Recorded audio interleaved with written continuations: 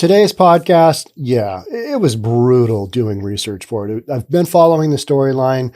Pierce County deputy, he died after being shot by the suspect, an armed suspect, during a SWAT operation in Spanaway. Pierce County is to the south of King County. Pierce County has the city of Tacoma in it. Spanaway is another big city. This individual, he did nothing with his life but basically served the public, had a 4-year-old kid, was married, just a good guy. There's a video of him reading a children's book in his squad car. I mean, this is just a tearjerker. But the thing that really kind of caps it off is the amount of crime that the individual had done that took him down. It's like, how are you even out running around on the streets?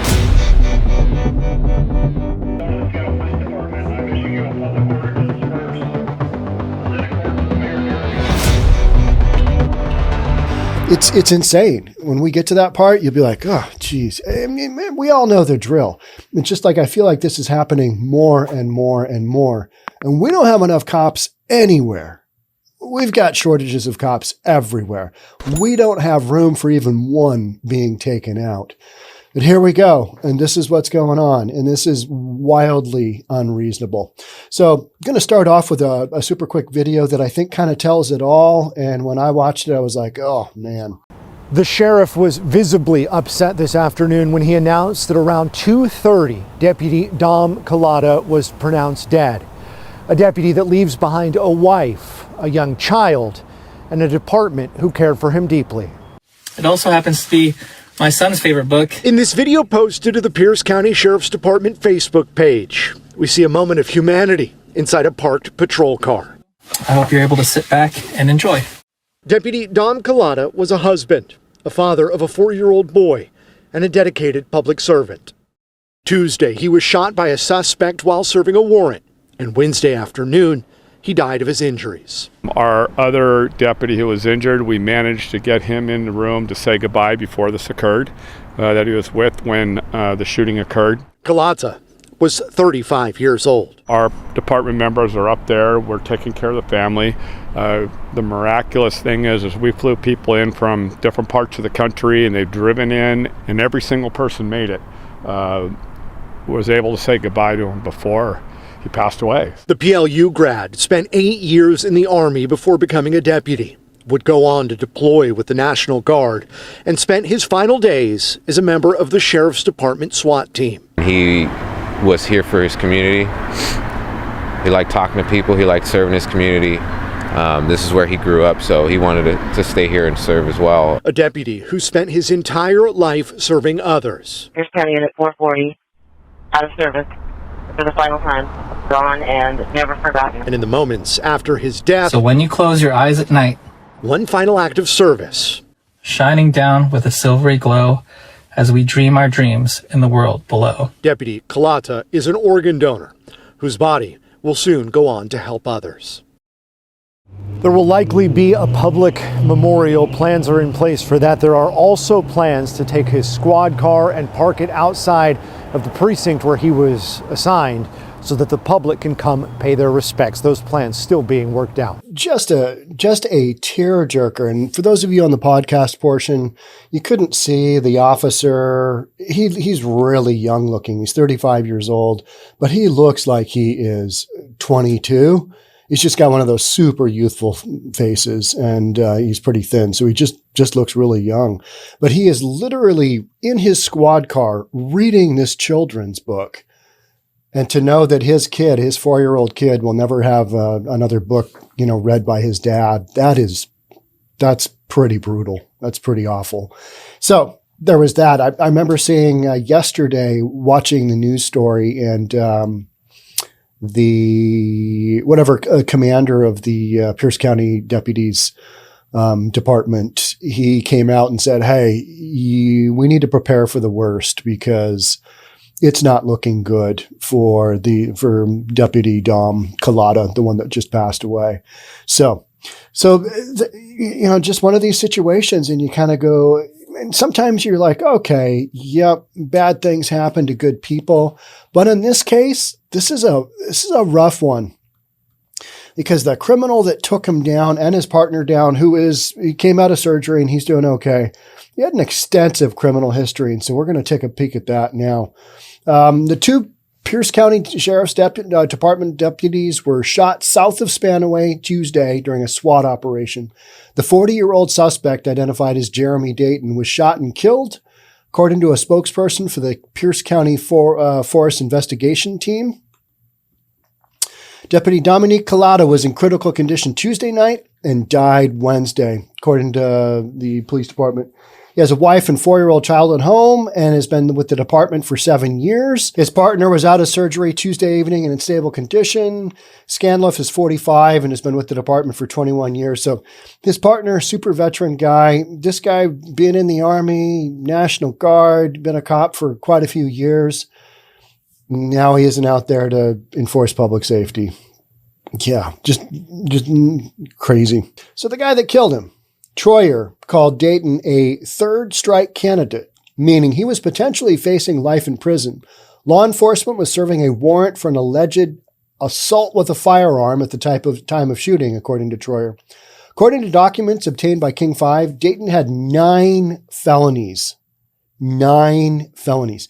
How is somebody with 9 felonies even walking around? That's nuts.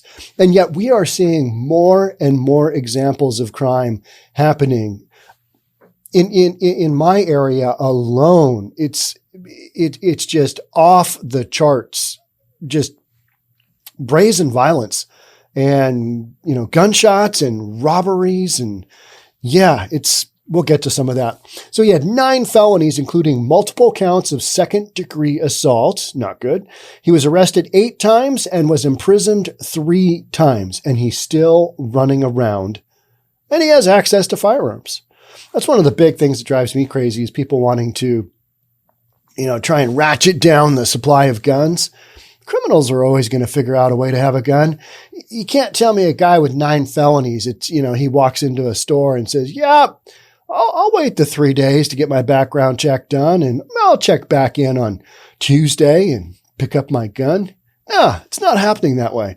So this whole gun control thing, yeah, you kissed that one goodbye a long, long time ago. You got to focus on, hey, if you're a criminal and you've got a gun in your possession and you get caught, you're going to do some big time. That's where we need to be headed. Anything else short of that, or whatever it is, if you're saying, oh, okay, yeah, incarcerating people, that doesn't help them either. All right, figure something out that deters them from the crime. It's just that we don't have anything else. Till we come up with something else, throw them in jail so that they're not out in the street killing other deputies. That's kind of the way I see it. But for some reason, we just, these judges and the judicial system just wants to, all right, yeah, next time. All right, yeah, do better. So his wife says, I warned him. They're going to kill you, she said. Please don't have weapons. Please don't be high. Please just turn yourself in. I literally listened to her tell that to one of the news guys. It's like, don't have weapons. Don't be high. Just turn yourself in. I mean, for a wife to say that, she kind of knew. Or I believe she was soon to be ex-wife. They were separated in 2017, something like that.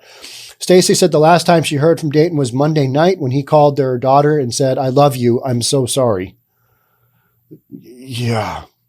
The shooting occurred near 190th Street Court South and Pacific Avenue South around noon. The South Sound Gang Task Force was serving a warrant for second-degree assault on Dayton.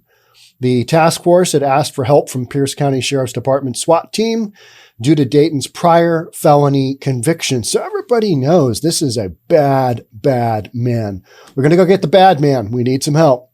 According to Wendy 𝐏𝐞𝐿, a spokesperson for the Tacoma Police Department, which is assisting with the investigation. During the incident, 𝐏𝐿𝐿 said gunfire was exchanged. Stan Vukcevic of Parkland said he and his wife were driving off the freeway when they saw police starting to blocking off the area with traffic. They also saw 2 ambulances with escorts traveling toward the scene. This is what we're working with here in Pacific Northwest. Granted, this is down south, but county down south, it's happening all over. I watched a security footage of a weed store in Factoria, which is just south of downtown Bellevue. 4 or 5 armed robbers came in and just made everybody get down.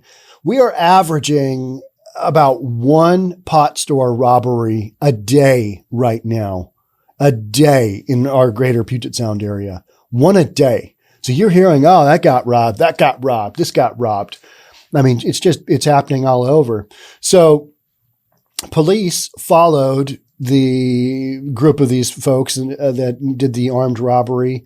They arrested, I think, 4 of them. 1 of them was still on the run. They chased him into Seattle, chased him to Renton, which is just south of Bellevue, chased him back into Seattle. And then they had a firefight and they killed the guy. So it's just insane what's going on. I mean, this is truly way, way beyond reasonable. And I don't usually cover a lot of just the actual crimes happening, but when you've got somebody, a deputy that's put his life on the line for public safety for years and years, and he gets taken out by a 9-count felon, what are we doing here? What's going on? And there is story after story after story. The guy in, New York City, I believe it was, that, is shooting homeless people. All these guys have records, right? And we just let them run around. We just, it's okay. You'll be fine. The guy that I talked about it a couple of days ago, it was a train station in South Seattle, and I showed the video of that. This guy runs up the stairs as an Asian lady who's been a longtime nurse at a hospital is walking up or she's coming up the escalator. And the guy just takes her and throws her back down the stairs. Tries to throw her down 3 times. He succeeds twice, and she breaks a bunch of bones, breaks a clavicle, just gets her world rocked. Yeah, that guy, multiple convictions. We're just letting them out. So much of the stuff that you see in the homeless encampments, just that their rap sheets are so far long that you're like, how does this even happen? I mean, the last judge who, put somebody away on their 3rd stint of felonies. I'm sure the guy's got 9 felonies, the guy that killed the deputy here. And it sounds like he had 3 kind of groupings where he did time. So say he's got an average of 3 felonies per trip to the can. What's that judge thinking, letting him out? I mean, it's based on sentencing, right? It's based on sentencing. So the judge only has so much leeway. But how are these people even walking around? I think we got to really lock down some of this stuff, but especially here in Seattle area, I don't think we're going to be doing that anytime soon. But it feels like there is a big, big directive of, the crime. We're not able to hide that quite so much right now. So there are so many things going on. You've got the war in Ukraine, and that one to me is, there's crazy stuff going on there. It's going to rock the world economies because you take out Russia's supply of oil and take out Russia's ability to repay their debt. I mean, you're going to have some stuff go on that's markets don't like instability. You're going to have some crazy stuff, but you've got inflation that's going lickety split. You've got the Fed saying, we're not going to do just 4 rate raises this year. We're probably going to do about 7. That was yesterday. You've got gun violence just off the hook. Literally Amazon, and I live streamed from the Amazon area, Amazon saying, our office building at 300 Pine Street, we're not going to send our employees there anymore. They're not going to work there anymore because, crime. And so I walked around and showed what had happened in that section of Seattle. And, in the last couple of weeks, you've had 2 murders, another guy shot in the face, point blank, multiple stabbings. And this is on 1 block in Seattle. And you've got a carjacking and a partridge in a pear tree for crime. You know what I mean? It's like, what are you even doing? How are these people even roaming around? The issue in Seattle is you've got an area that's been an open air drug bazaar for so long, like 40 years. And, it's Seattle. This is our area of crime. We've got to be inclusive and Let these people do their thing, because otherwise just, our inclusivity is just, yeah, that's literally what's going on. We've let it happen, and here we are. And so now we've got people doing crazy stuff. We've had, I think, 7 ATM thefts, like where they're going in and trying to haul the ATMs out. Sometimes they literally get them out. And, that's a real thing. You got kids on buses in downtown Seattle. Since the crime area is, shut down for business, Seattle has literally flooded downtown with cops. I mean, it is amazing. In my live stream there yesterday, cops literally everywhere. I felt like, I know it's not true, but I felt like there were as many cops as there were tourists, between the cops and the public safety ambassadors they've got their uniform on, them. You've got cops on bikes. You got cops playing ping pong in an area where we had a homeless encampment sweep a week ago. Ping pong. Because you got so many cops. They're trying to do their best to keep the peace in an area that has historically been just off the charts bad. And Amazon's literally got a building with 312,000 square feet of space. And they're saying, yeah, those 1,800 employees, not so much. Not so much. So you've got all this crime happening. Back to inflation. You got gas prices. You got a lot of things that when the midterm elections come up, I think people are going to look around and go, who was on watch during the last couple of years here? Yeah, not so much. So we are seeing things on the national level. I wanted to bring up these multiple stories because that's what's happening here locally in Seattle. And Seattle is a real bastion for being blue and being progressive and progress.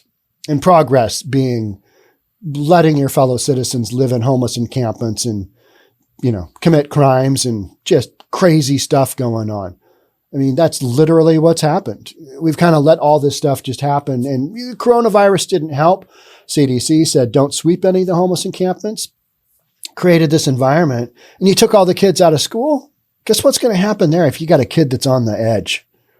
Yeah, he's not going to study more. I'll give you that hint. So a lot of stuff that at the beginning of the pandemic, those of us that were reasonable said, what about this, and this? And we were told, wear your mask, shut up, and, be a good citizen and, care about the safety of your fellow human beings and stay home. Well, now that narrative is from the top down. President Biden has basically said, you all need to go back to your downtown cores and get back to work. And you've got major companies saying the same thing. You've got Chase saying the exact same thing. And they've got an environment where that's a thing to them. And arguably it's true because they've got an apprenticeship program where in-person learning is such a critical part to their culture. But you've got the president of the United States saying, yeah, we're going to need you back in your downtown cores working soon. And a lot of that has to do with the optics that are happening right now. They're not good for the current administration or that trickle down to all the other political positions going on right now. And here in Seattle, a good example of what's going on here, we got a mayor who's talking about being tough on crime. It's so far, what I saw yesterday and what I didn't realize yesterday when I was doing the live stream, and the live stream's called something about Amazon and, not having their workers back, their employees back. Our mayor campaigned, our new Seattle mayor campaigned on a tough on crime stance. So far, we've had multiple times over the years where we've had folks come in and say, oh, we're going to be tough on crime. And it would be okay for a little bit. And then, it would just go right back to where we are now, which is probably the worst it's ever been. And that's over like 40 years of this one area in downtown Seattle called the Blade being bad. It's just, we've let the habitual offenders do their thing. And so we've literally, our Seattle city attorney has got an initiative called the High Utilizer Initiative. If that isn't Seattle, I don't know what is. A high utilizer. You are utilizing the criminal system a great deal. So we've literally here in Seattle, our Seattle city attorney has identified, it's like 100, I think it's 112 people, 118 people that are responsible for like 2,400 crimes in the last like 5 years, I think it is. Small group of people, large group of crimes. Go after those folks, and you're going to take off the street some of the people that should be taken off the streets, like this guy with 9 felonies. And 9 felonies, that's actually not that bad. The fact that he's only done 3 stints in prison or jail, that's not the worst. I mean, we've got habitual offenders out there that like misdemeanors and shoplifting and crime. That's what's funding so much of this growth in drugs, and especially those that are loyal to the foil. Saw that term a while ago, and it's like, yeah, that makes absolute sense because they're smoking the fentanyl off of the tin foil, which is not reasonable at all, but that's how you do it. And now they're, doing that, riding around buses, King County buses. So we've just got this wild amount of crime going on, and there's going to be some real pushback. We're going to have to come back to something more reasonable. And I think you're starting to see the very early stages of that happening, because the optics for those that are in charge, for those that this is happening on their watch, the optics of that come election time.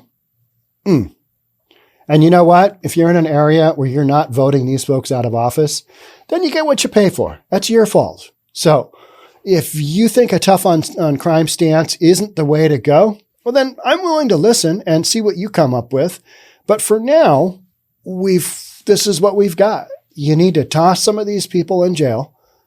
And I know we can't arrest our way out of it, but you can do some real damage by throwing some folks in jail. You take out the 100 that are on the street that we know are responsible for 2,400 crimes. How are those folks even out running around? It baffles my mind that somehow we got to a place where, you know what, those criminals, they really shouldn't be in jail. Oh, who should then? Because you've got these prosecutors that are soft on crime, and you've got these judges that are just, they're letting people out. That's even if they get there. How about that famous French actor, Jussie Smollett? Yeah. How about him and his privilege getting his rear end out of jail? I think he was in county lockup. He made it a solid 6 days where he was only eating ice chips and drinking water because he was either cleansing or he was on a hunger strike. Either which way, I don't care. And, it's not uncommon for people to get out of incarceration, based, or not even enter incarceration, based on being out on appeal. That's not uncommon. But I think the judge was pissed enough at Jussie Smollett that, he basically said, I listened to the entire sentencing by the judge, and he was pissed. And he was like, you know what? Sometimes justice needs to be served. And Jussie, today, you're starting your justice. And so he, right to jail. I thought that was great. I thought that was awesome. But that lasted 6 days. And justice for Jussie. I mean, what an obvious case of when somebody is guilty and then having enough money to basically pull strings and have his attorney get him out on I think it was $150,000 personal recognizance, basically stating, yeah, I'll guarantee that I'll show up. And if I don't, here's what I'll give you. It's that kind of thing. It's like, yeah, I'm going to show up. So, and Jussie will show up, I believe. I don't think he's a flight risk, but man, that guy is a terrible liar. And the fact that he's literally, I don't know if you caught any of the clips of him when he was being walked into basically the county lockup. He's like, I am not guilty. And he starts yelling about, if I die, I'm not I'm not suicidal. He's just screaming nonsense. It's like, nobody cares. What are you doing? Go serve your time. That's kind of how I felt. And then when I saw that he got out, I'm like, okay, so what's going to happen the next time somebody actually does suffer from the crimes that Juicy claimed happened to him, and the only person that did it to him was himself. So what happens when somebody actually becomes a victim of said race crimes? People are going to go, oh, yeah, like Juicy, huh? Right? I mean, there's going to be some of that, and that's horrible because it shouldn't be happening. And yet I think people are going to have that in their minds. Oh, yeah. Well, yeah. And Juicy's story was so bad. So bad. I mean, just the whole MAGA hat thing in Chicago in the middle of the night. Actually, it was early morning. The whole thing was just, and his family and his attorney are still proclaiming his innocence. I guess that's how you get somewhere. Just zero remorse at all. Just like probably this convicted felon who took out somebody with a 4-year-old son, and a strong career. The guy was clearly had everything squared away. The guy, the Pierce County sheriff that died, he was clearly very, very reasonable. And now he won't be able to see his kid, be able to see his wife and serve the public. And the tearjerker at the end of this one is that, hey, we're not going to be able to do anything for a while here because our guy was an organ donor. So they're coming into it, and he's a young, healthy male. So they're going to be able to really benefit from his donation of, his organs. It's horrible to say. He should be alive out there serving the public, doing his thing, taking down the bad guys. But he's not, because some knucklehead judge somewhere let him off and said, you know what? All these other convictions and crimes that you've been, convicted of, I really think that, you're going to be able to do better here. You're really going to be able to do better. And that didn't happen. And so now we've got one less cop on the streets and deputy, and that really sucks. So at the end of this story, they were like, okay, yeah, we're not going to have any kind of immediate burial or anything because we got to wait for the organ harvest to take place. I mean, if that doesn't make you go, oh, brutal, I don't know what does. All right, that's it for me on this one. But man, we've got some examples of, and I'm going to do some coverages of some other crime stories going on across the U.S. that you're like, what is going on? Stuff's happening.